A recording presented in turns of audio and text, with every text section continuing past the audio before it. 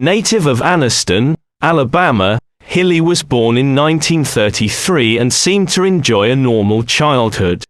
Married at 18, she was having marital problems 9 years later when her second daughter, Carol, was born. Psychiatrists, applying hindsight, feel the birth may have somehow triggered a radical shift in Hilley's personality, resentment of the new child simmering over time, finally surfacing in a series of lethal attacks upon family members. When Audrey's husband, Frank, passed on in 1975, cancer was blamed for his death. The same diagnosis was made 2 years later, in the death of Hilley's mother, Lucille Frazier. By 1979, victims had begun to pile up, with daughter Carol lingering on the brink of death for several weeks before doctors managed to pull her back.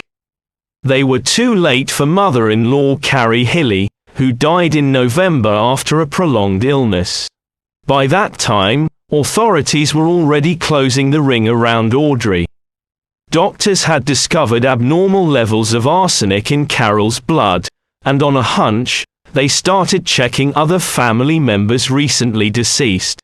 On October 25, 1979, Hilley was indicted for attempted murder of her daughter, plus an unrelated charge of check fraud. 3 weeks later, free on $14,000 bond, she vanished from a Birmingham motel where she had been awaiting trial. Indictments were handed down in the murder of her husband on January 11, 1980, but they meant little without a suspect in custody. In flight, Hilley adopted the identity of Robbie Hannon, attaching herself to bachelor John Homan in Marlow, New Hampshire. They lived together for several months before they were married, in May 1981, and Robbie was talking divorce a month later, lighting out for Texas in a search for space. She spent that summer in the Lone Star State, occasionally telephoning Homan as herself, and in the guise of her own alleged twin, Terry Martin.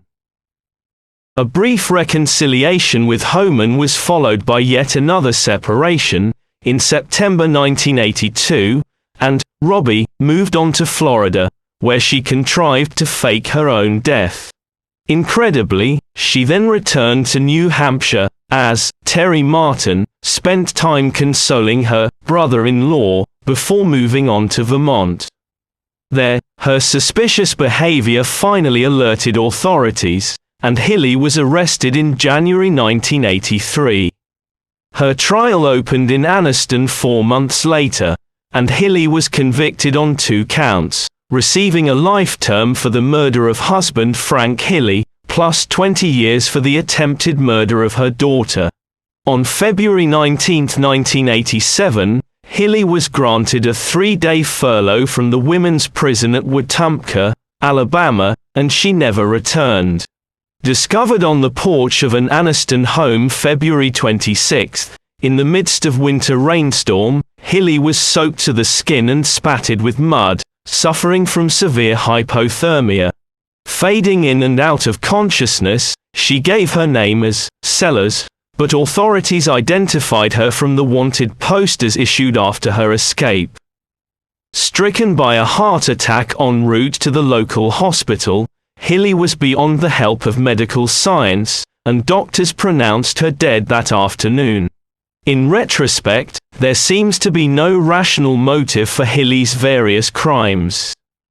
She maintained her innocence to the end, while complaining of various blackouts and memory lapses, but she remains a suspect in several other cases. In the late 1970s, Hilley repeatedly complained to police about prowlers and threatening phone calls, always greeting patrolmen with fresh pots of coffee when they arrived at her home. At least 2 of those officers later complained of severe stomach cramps and nausea after drinking the coffee, and Hilley was also linked with the chronic, unexplained illness of various neighborhood children who played with her daughter around Hilley's home. One such playmate, 11-year-old Sonia Gibson, died of unknown causes in 1975, but a 1983 autopsy revealed only normal levels of arsenic in her remains. The final count of Marie Hilley's victims, like her motive itself, remains unknown. Marie Hilley is a mystery. Her presence still hovers over her family and friends, and with it the deeply painful questions with no answers. What made her do such ghastly things? What motivated her complicated stories and alibis? Was there anybody that she truly loved? And, finally, who was the real Marie? Those who should have known her best knew her least. In the established tradition of black widows, Marie murdered her husband. It didn't stop there. Her murderous escapades undermined what should have been the most sacred of family relationships. When it appeared she would finally be brought to justice for her crimes, she disappeared and began life anew with an assumed identity. One persona after another, discarded when it no longer suited her needs. The story of Marie Hilley is a study in deceit, pathological obsession and serial murder. Improbably, Marie Hilley was not the only black widow of note from the tiny mill town of Blue Mountain, Alabama. In the 1950s, Americans were shocked at the criminal exploits of Nanny Hazel Doss, a sweet-looking woman whose jovial manner during her lurid confessions earned her the nickname, the Giggling Grandma. Nanny Doss, who was raised in Blue Mountain and later moved to Oklahoma, killed 11 people, including 5 husbands, 2 of her children, and her mother. Marie Hilley's tally of victims wasn't nearly as prodigious as Nanny Doss's, but her dark shadow loomed larger over Blue Mountain than Doss's ever had. Marie Hilley's Alabama was not one of plantations and verandas and mint juleps. North Alabama, where the Appalachian Mountains finally play themselves out, is a rockier, less agriculturally hospitable place than the more cotton-friendly areas further south. The cotton with which Marie would have been familiar was processed in the textile mills of Blue Mountain and Anniston, the bustling industrial town on the outskirts of which Blue Mountain lay.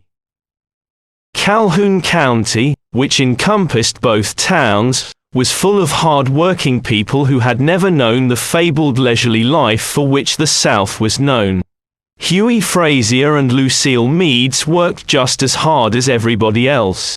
Each came from a family whose life was centered on the local mills, and when they married in January 1932, each was already accustomed to the long hours of labor required just to make a living in Depression-era Alabama. When her daughter Audrey Marie was born on June 4, 1933, Lucille Frazier held no illusions about staying home to care for the child. She returned to her job at Linen Thread Company as soon as she could, and relatives cared for Marie while her parents worked long shifts. The Fraziers loved Marie, there was never any doubt of that.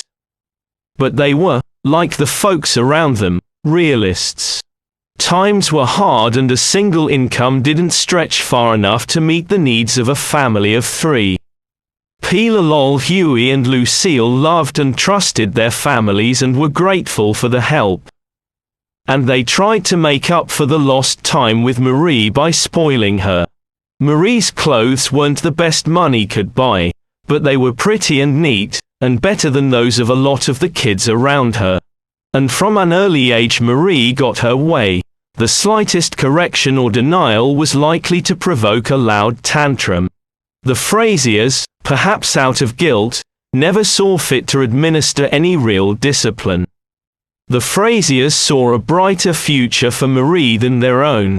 Their daughter, they proudly predicted, wouldn't have to spend countless years breathing the linty, stifling air of the mills. She would graduate high school and be a secretary, a humble ambition that seemed, in the context of the Fraziers' times and surroundings, the loftiest of dreams. Blue Mountain girls usually got no more than a grade school education before they began working at Linen Thread. Marie would be different. She was special, and her parents told her so. In 1945, the Fraziers moved from Blue Mountain to Anniston, and Marie began 7th grade at Quintid Junior High School.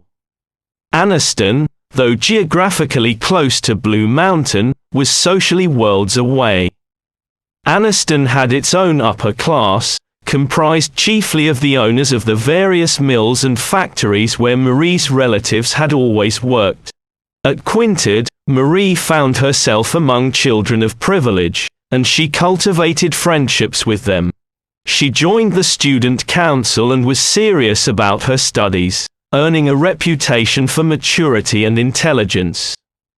She was pretty, too, and well-dressed, and by the end of her 7th grade year she'd be chosen prettiest girl at Quintid by the Anniston High School yearbook staff. Her successes continued at Anniston High. Marie joined the Future Teachers of America and the Commercial Club, an organization for girls who planned secretarial careers. Her seriousness established her among her peers as a girl with depth and dependability. Her looks and style made the boys look twice, and while she enjoyed their attention, she was already spoken for. Marie was Frank Hilley's girl. Frank Hilley was from an Anniston family whose men worked in the area's other big industry, pipe making. Clarence and Carrie Hilley had a close, warm family, and what Frank and his two sisters, Frida and Jewel, may have lacked in material things they more than made up for in love. Though Frank had a bit of a temper, he was loyal and reliable, and while he wouldn't turn away from the occasional scrap, he actually preferred not to get dirty. He met Marie when she was 12 and he was a junior in high school, and by the time he graduated he was smitten with her. Marie, against her parents' wishes, returned his affection. Though he wasn't from one of Anniston's moneyed families, Frank treated her like royalty. He was jealous of other boys' attentions toward her and did his best to keep his temperamental girl happy. Like most young couples, they had intense, dramatic arguments, but they always made up. When Frank went into the Navy after high school, he pined for Marie and counted the days until they could be together again. He had been assigned to Guam, and the distance and time away were unbearable. Afraid of losing Marie, he married her while he was on leave in May 1951. Marie stayed behind in Anniston to finish high school while Frank went to Long Beach, California to finish out his stint in the Navy. Marie joined him there after her graduation and later accompanied him when he was reassigned to Boston in 1952. At the end of his tour of duty, they discovered Marie was pregnant, and when he was discharged they moved back home to Anniston, where they bought a small home. Frank got a job in the shipping department of Standard Foundry while Marie worked as a secretary. Their first child, Michael Hilley, was born on November 11, 1952. Outwardly the Hilleys seemed happy and settled, but the first stirrings of trouble had already begun. Marie liked to spend money. When Frank had sent home his paychecks from California, Marie had spent them with astonishing speed, and when the time came for her to join him out west, she had no money with which to make the trip. Her in-laws had to pay her way. These habits didn't abate, and though Frank liked to make Marie happy, he found it hard to keep pace with her constant acquisitions of newer and nicer clothes and furnishings. There were arguments, but Frank didn't like to fight and found it easier to go along with Marie's whims as best he could rather than to bicker over every purchase. Besides, he loved his wife. By the time Carol Hilley was born in 1960, Frank had been appointed foreman of the shipping department at Standard Foundry, and Marie had a reputation as an excellent executive secretary. Though the family's collective income had increased, it still barely kept pace with Marie's spending. And Marie was developing a disturbing work pattern. Though her employers always found her professional and effective at her duties, her co-workers thought otherwise. Marie judged and put on airs and played power games, but was always careful to remain respectful and subservient to the boss. At each job, she eventually became unpopular with those around her and left, telling friends and family that she'd been ganged up on by her fellow employees. Her references were always excellent, though, and she never had trouble getting another job. Marie worked for some of the most powerful men in Anniston, all of who spoke glowingly of her. Later, Frank Hilley would find out one of the reasons why. As the years passed, Anniston citizens grew to know the Hilleys. Frank was a member of the Elks Club and the Veterans of Foreign Wars, and though he liked to tie one on now and then, he was well liked around town. Marie was active in the First Christian Church and volunteered at her kids' schools. Some found her peculiar, and some noted that she reacted badly when she didn't get her way, but mostly people dismissed her quirks, attributing them to a high-strung nature. Carol and Mike Hilley wanted for nothing except, perhaps, their mother's attention. Like her own parents, Marie showered her children with material possessions but remained emotionally remote. She administered little discipline, leaving that task to Frank's mother Carrie, who cared for the children while Marie and Frank worked. Marie favored Mike and allowed him to grow into a little hellion, brushing off his behavior with a casual, boys will be boys, attitude.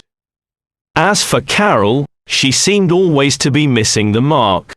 Carol was a tomboy, nothing like the demure, proper daughter Marie wanted. They clashed continually. Frank Hilley, noticing the effect Marie's treatment was having, took a special interest in Carol, taking her for ice cream and to football games. Their close relationship galled Marie. From time to time Frank worried about his wife. Sometimes she would be awake all night, and he would hold her while she shook in nameless fear. She was restless and he was unable to soothe her. She taunted him with love letters she said she received from local men. And then there was her spending. Marie's refined tastes kept the bills coming to the Hilley home year after year. Sometimes Frank would reprimand her, but it did no good. Marie wanted the best, and she wanted it now. She rented a post office box and began having some bills routed there so Frank wouldn't know what she was spending. And she began taking out loans. In Anniston, a town of less than 30,000 people, Frank Hilley was respected, and businesses extended credit to his wife out of courtesy. Frank had always paid every bill on time, so when his wife's accounts came past due, creditors took notice. This wasn't like Frank.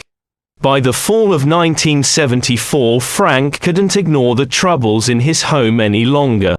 Word of his wife's credit arrangements leaked back to him through the grapevine. Worse still, he came home sick from work one day to find Marie in bed with her employer, Walter Clinton. Frank told his son, who was married by now and attending Atlanta Christian College, of these latest developments. He didn't mention, though, his increasingly failing health. Frank was sick a lot during 1974. At first he attributed his weariness and periodic bouts of nausea and vomiting to something he'd eaten, or to exposure to chemicals at the foundry. He took Alka-Seltzer and bore his symptoms as best he could. But his illness persisted, and by May of 1975, he was ready to consult a doctor. Dr. Jones, the family's physician, first prescribed fluids, then Calpectate and Marlox, then an antispasmodic medication. Nothing helped. When Frank's sister Frida Adcock visited him on May 22, he told her he was sicker than he'd ever been and that he feared he would die. He also told her that Marie had, on Dr. Jones's orders, given him an injection. At the time, Frieda thought nothing of it. At 3:30 the following morning, Marie found Frank wandering the yard in his underwear. She took him to the hospital, where tests showed that his liver had failed. Dr. Jones changed his diagnosis to one of infectious hepatitis and prescribed new medications. Frank's condition worsened. He was jaundiced, hallucinating and very agitated. It was all Mike Hilley could do to keep his father from jumping out the window. At around 4 a.m. on May 25, Mike left the hospital to pick up his grandmothers and bring him to see Frank. When he returned about an hour later, he found his mother asleep and his father dead. The official cause of death was infectious hepatitis, and Frank Hilley was buried on May 27, 1975. Mike Hilley preached the sermon at his father's funeral. Frank Hilley's autopsy report stated that he died of natural causes, so Marie had no trouble collecting on the life insurance he'd bought through Standard Foundry. The total of Frank's policies was around $31,000, not enough to make a woman wealthy, but still a nice windfall. Marie began spending. For herself she bought a car, clothes and jewelry. Her mother Lucille got a diamond ring. Mike and his wife Terry received appliances and clothes, while Carol Hilley got a car, a stereo, furniture and countless other gifts. But those closest to Marie noticed that the constant acquisitions did nothing to quiet her increasing restlessness. Marie was dissatisfied. She complained to several people that no one in her family loved her, least of all Carol, with whom she was constantly engaged in a battle of wills. She complained about her boss and her job, and about a string of petty thefts at her home she said began before Frank's death. Marie gathered her family about her. Lucille had been diagnosed with cancer soon after Frank died, and Marie brought her into her home to care for her. She also extended an invitation to Mike and Terry for them to live with her. Mike had a job as assistant pastor at Indian Oaks Church and appreciated his mother's offer, relishing the idea of having his family close while he began his career in the ministry. He and Terry accepted, but soon regretted their decision. Marie and Carol fought constantly, and his mother's demands for his time and attention wore Mike down. On top of that, Terry was often ill with stomach trouble. During the time she and Mike lived with Marie, Terry was in the hospital 4 different times and had a miscarriage. Her health problems only added to the tension in the Hilley home. He and Terry found an apartment. But the night before they were set to move out, Marie's house caught fire. Marie, Lucille and Carol moved into the new apartment until repairs could be completed.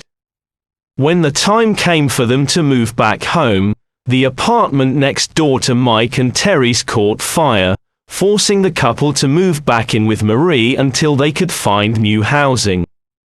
When they finally succeeded in moving away from Marie, a strange new series of events began.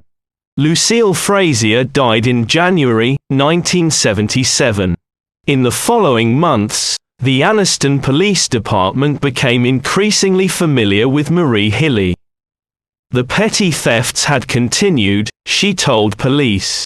She reported gas leaks, and claimed she found a small fire in her closet late one night. Neighbor Doris Troy, to whose house Marie had a key, found a similar fire in her own hall closet, but had no idea who could have set it. Both Marie and Doris Ford reported harassing phone calls. Police responded to dozens of complaints from both Marie Hilley and Doris Ford. Every officer was familiar with Marie, and at least one took that familiarity a few steps further. Officer Billy Atherton fell for the beleaguered but charming widow, and the two began a sexual relationship. Increasingly restive, Marie, with Carol in tow, moved in with Mike and Terry in their new home in Pompano Beach, Florida. It was 1978 and Carol had just graduated from high school. Marie got an office job and returned home late most nights, but her nervous presence and well-established spending habits made life difficult in the Hilley home. Upon her arrival in Pompano Beach, she had run up $600 worth of charges on Mike's Visa card, saying she would reimburse him later. She and Carol still fought. Though Marie occasionally helped out with household chores and with Mike and Terry's new baby, they were relieved when she and Carol moved back to Anniston after a few months. Meanwhile, Marie had been buying insurance. There were several policies, including fire insurance, cancer coverage, and life insurance coverage on herself. But Marie also insured the lives of her children. Mike was insured for $25,000, while Carol, through 2 policies, was insured for $39,000.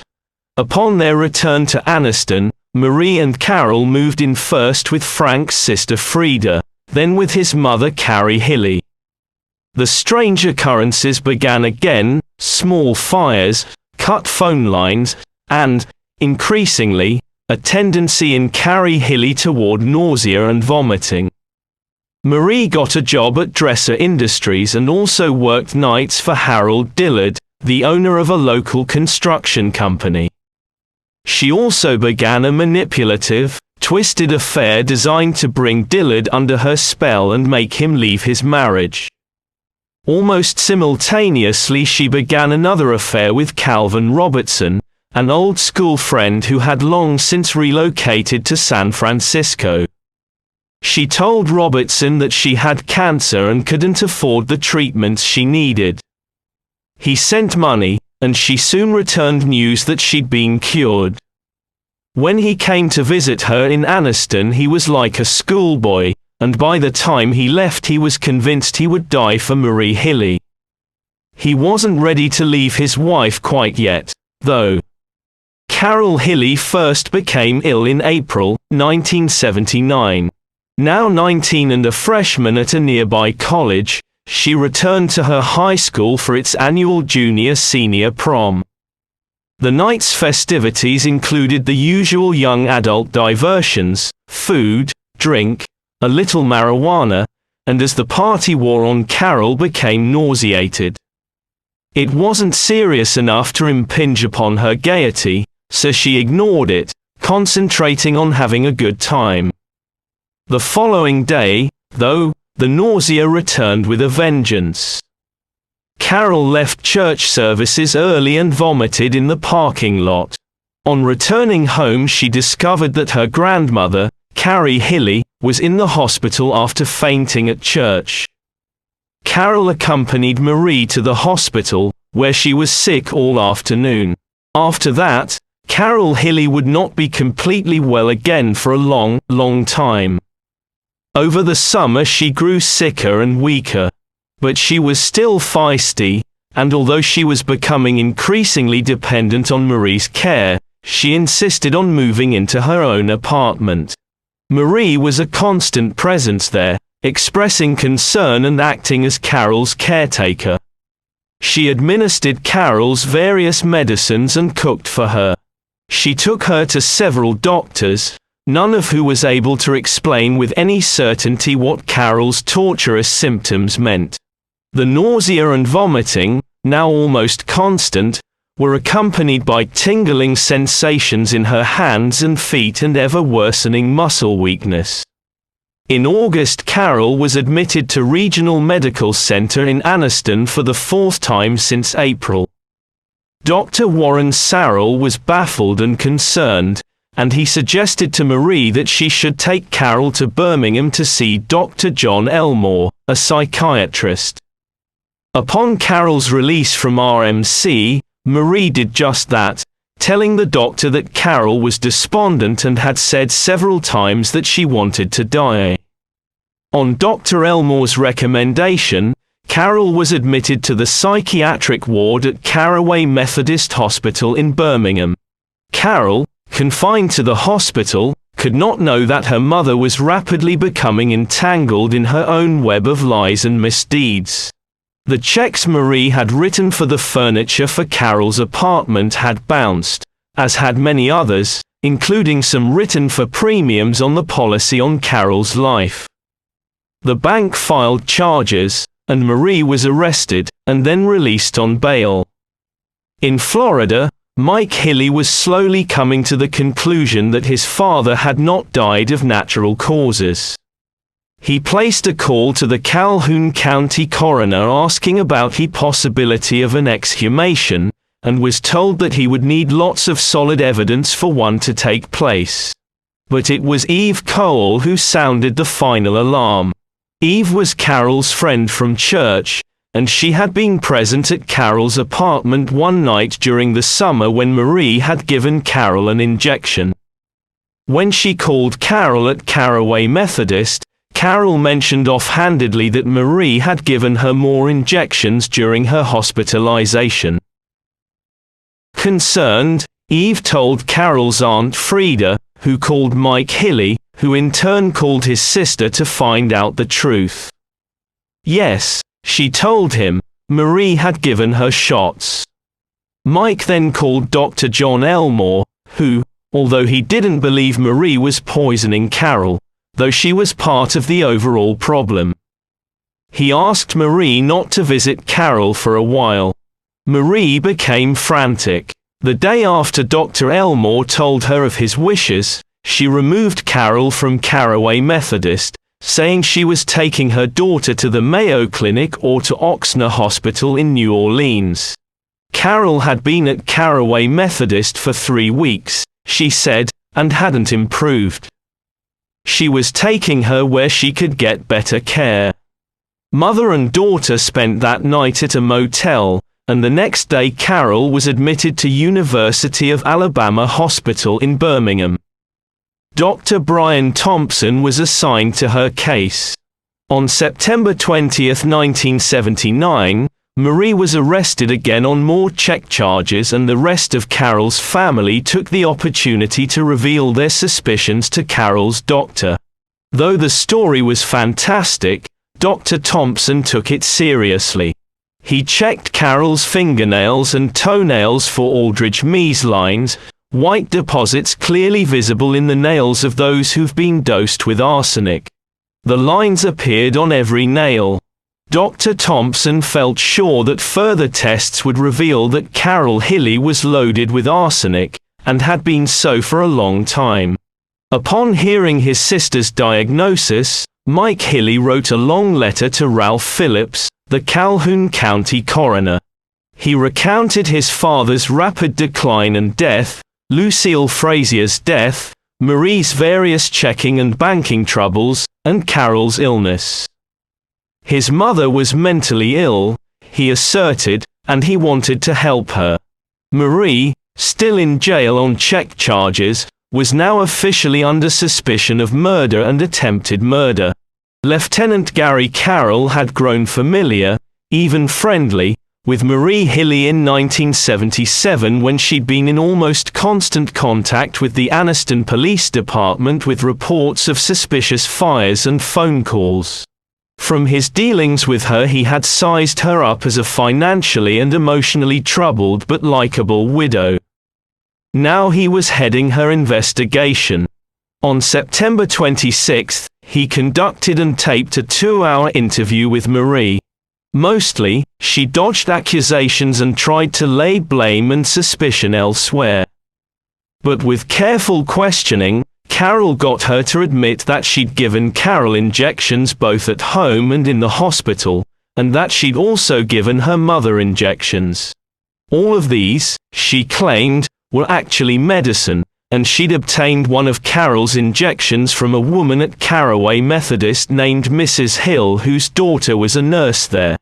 Subsequent developments were as stunningly rapid as Carol's poisoning had been agonizingly slow. Frank Hilley's body was exhumed on October 3, 1979. 3 days later, Frida Adcock searched the house where Marie and Carol had lived with Carrie Hilley and found a pill bottle half full of liquid. Tests proved the liquid was arsenic. Arsenic was also found in a pill bottle Marie had in her purse when she was arrested. Evidence mounted, and Marie was charged with the attempted murder of her daughter. Meanwhile, the toxicology reports from Frank Hilley's exhumation came back. Arsenic was present in his tissues at many times the normal level, though it was too soon to tell conclusively if the poison had been the cause of his death. The day after the toxicology reports were released, Lucille Frazier's body was exhumed. Arsenic in her tissues ranged from 4 to 10 times the normal level, though it was cancer that finally killed her.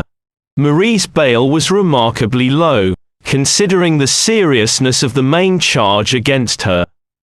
5 local residents, at the ambivalent request of Mike Hilley, put up $10,000 bail for the attempted murder charge and $2,000 for each of the check charges, for a total of $14,000. Marie was released on bond on November 11, 1979, and Wilford Lane, her attorney, took her to Birmingham to stay at a motel. In the coming days she claimed she was afraid of reprisals from Frank's sisters and asked to be moved to another motel, from which she made numerous phone calls to Mike and other relatives asking for money. On November 18, when Wilford Lane and his wife came to the motel to visit Marie, they discovered she was missing.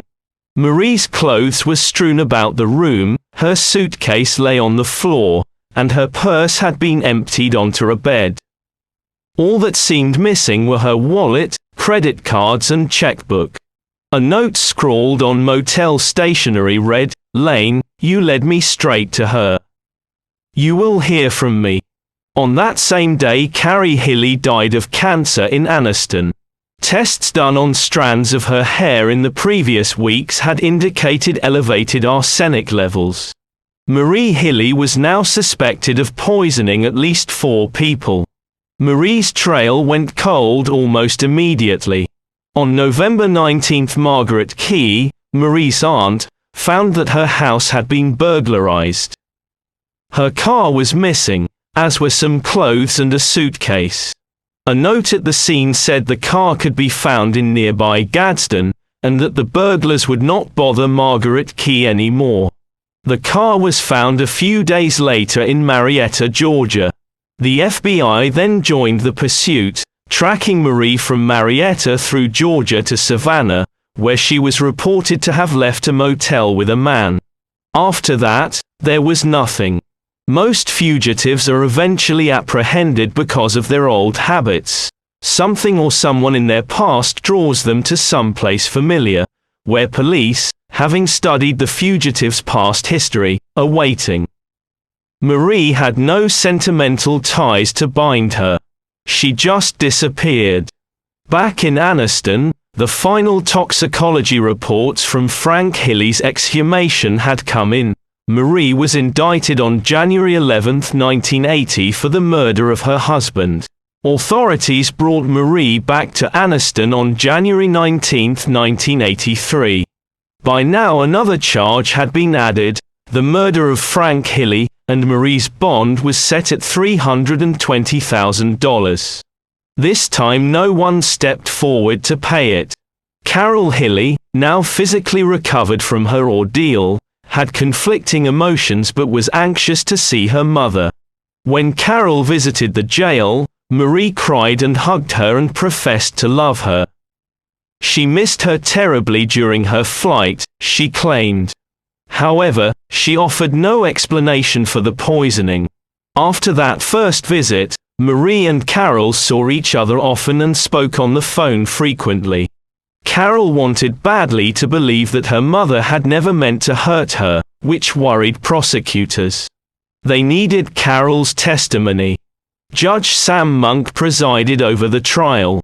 Assistant District Attorney Joe Hubbard was the prosecutor, and Wilford Lane and Thomas Harmon defended Marie. From the beginning it was obvious that the defense was going to sully Carol's reputation, to make her seem unstable enough to poison herself. We expect, Harmon said, the evidence to show that Carol Hilley has used drugs extensively, and that Carol Hilley is, in fact, either a homosexual or has engaged in homosexuality. In addition, we expect the evidence to show that Carol Hilley has, on at least 3 occasions, attempted suicide. Carol's performance under cross-examination, though, was admirable. Yes, she had smoked pot, but no, she wasn't a drug addict. Yes, she had engaged in homosexual acts, but no, she wasn't mentally unbalanced because of it. Yes, she had tried to kill herself, but the attempt before her mother was arrested was almost laughable. She'd taken a total of 5 Tylenol. The other attempts occurred as she was trying to deal with the physical and emotional torment caused by the poisoning. Prosecutors needn't have worried. Carol's testimony that her mother had given her mysterious injections during her illness rang lucid and true. Frida Adcock's testimony served to establish that arsenic had been found among Marie's possessions. In addition to the pill bottle she had found at Carrie Hilley's home, Frida later found a bag containing jars of baby food, a spoon, and a bottle of rat poison that contained arsenic. Defense attorneys objected that these items, as well as the bottle Gary Carroll had found in Marie's purse after her arrest, had been seized illegally and should not be allowed into evidence. Judge Monk overruled them. Frida also testified that Frank Hilley told her that Marie had given him an injection. And Eve Cole corroborated Carol's claim that her mother had given her injections. Still, Marie's attorneys claimed that Carol had poisoned herself, and that Frida Adcock's testimony was false. Frida had always hated Marie, the defense claimed, and she would say anything to see her put away for good. But Wilford Lane and Thomas Harmon were in for a shock. Marie had told her attorneys that Gary Carroll had interviewed her after her 1979 arrest, but she hadn't told them that the interview had been taped. In that recording, Marie admitted to giving Carroll 2 injections, saying they were anti-nausea medicine, and claiming to have obtained one from a woman she had met at the hospital. She also admitted that she might be mentally ill, that she might need some help. Marie could not claim she'd never said such things. They were all there on the tape. From that point her defense crumbled. Even Mike Hilley's testimony, which seemed to contradict some of the prosecution's key points, was of no help. On cross-examination, Joe Hubbard got Mike to admit Marie's rampant financial difficulties and to his own sudden violent illnesses which appeared to be connected with Marie. His letter to the Calhoun County coroner, which he had assumed would remain confidential, was brought into evidence. "It is my belief," he had written, "that she probably injected my dad with arsenic as she has apparently done to my sister." Like his mother, Mike Hilley could not deny his own prior statements. It took the jury just 3 hours to come to its verdict. Marie Hilley was guilty of the murder of Frank Hilley and of the attempted murder of Carol Hilley. The following day she received a life sentence for the murder and 20 years for the poisoning. At the sentencing hearing, she again professed her innocence. On June 9, 1983, Marie entered Tutwiler State Women's Prison in Wetumpka, Alabama. She was assigned a job as a data processor and was classified as a medium security prisoner. Despite reports that she talked constantly of escape and had reportedly made plans for a breakout, she was reclassified in 1985 as a minimum security prisoner, which made her eligible for passes and leaves from the prison. In late 1986 her first 8-hour pass was approved. That pass and 3 others came and went with no trouble. Marie returned to Tutwiler promptly each time, and by February 1987 she had qualified for a 3-day furlough. On February 19, she left Tutwiler prison for the last time. John Homan had relocated to Anniston, and he and Marie spent the weekend in a hotel room there. On Sunday morning she told John that she wanted to visit her parents' graves and would meet him at 10 a.m. at a local restaurant. She wasn't there. Returning to the hotel room, John found a note. "I hope you will be able to forgive me," it read. "I'm getting ready to leave. It will be best for everybody. We'll be together again. Please give me an hour to get out of town." Marie wrote that a man named Walter was taking her out of town and that she would fly to Canada and contact John later. John called the sheriff. Given Marie's history, authorities assumed she had a well-crafted plan of escape and had left the state quickly. No one expected what happened next. It was rainy and cold on February 26 when police were called to a house near Blue Mountain. A strange, delirious woman was on Sue Craft's porch and she needed help. She said her name was Sellers and that her car had broken down. She was suffering from hypothermia. Sue Craft did not recognize the woman as Marie Hilley, though she had known Marie years before. Within a few minutes Marie lost consciousness and began convulsing, and her heart stopped in the ambulance on the way to the hospital. No one knew how long she'd been wandering, but her body temperature had fallen to 81 degrees. Marie Hilley, who had always aspired to wealth and position, died an ugly, lonely death very near her childhood home. On February 28, 1987, Marie Hilley's children buried her beside Frank Hilley, the husband she'd murdered. In Anniston, the speculation continues to this day. Was there indeed someone who had agreed to help Marie escape, only to back out at the last minute? If so, who was it, and why did he suddenly back out of the plan? Where was Marie for the 4 days she was missing? Mostly, though, they wonder what drove Marie Hilley to do the things she did. Who was Marie Hilley? No one knows for sure.